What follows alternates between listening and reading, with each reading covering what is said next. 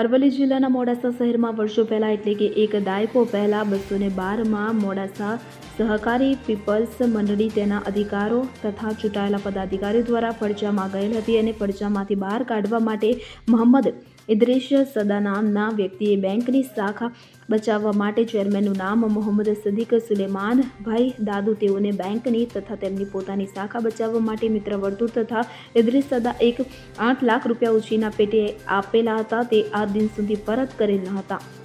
પરંતુ પ્રોમિસરી નોટમાં આ પૈસાનું વર્ણન કરીને આપેલ હતું. તેના આધારે ઇદ્રીસ સદા દ્વારા કોર્ટથી લઈને હાઈકોર્ટ સુધી લઈ જઈ માલ મિલકત જપ્તી કરી વોરંટ લાવ્યા હતા અને જે આજરોજ કોર્ટ અને પોલીસ કર્મચારીઓ દ્વારા મકાનના માલ સામાનની જપ્તી કરવામાં આવી હતી. સામે પક્ષે મોહમ્મદ સદીક દાદુના જણાવ્યા અનુસાર 2014માં તેમના ઉપર ખોટો દાવો કરવામાં આવેલ અને તે પોતે જણાવાયું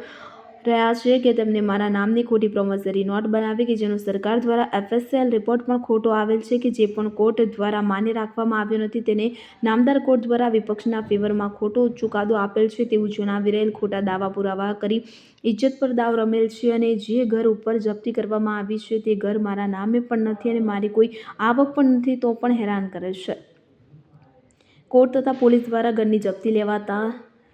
ઘરના સભ્યો અને પોલીસ વચ્ચે થોડું ઘર્ષણ પણ થવા પામ્યું હતું, પરંતુ સમજદારોના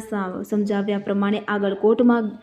જઈ આ હુકમ રદ કરાવી ઘરની માલમત્તા પરત મેળવી લેવા સમજાવવામાં આવ્યા હતા, પરંતુ હાલ તો કોર્ટના હુકમ પ્રમાણે ઘરનો તમામ માલસામાન કોર્ટ દ્વારા જપ્ત કરી લેવામાં આવ્યો છે. Bureau report CN24 news. હવે જુઓ દેશ દુનિયાની તમામ ખબરો તમારી આંગળીના ટેરવે. ઉઠાવો મોબાઈલ અને Google Play Store પરથી ડાઉનલોડ કરો અમારી CN24 ન્યૂઝ મોબાઈલ એપ.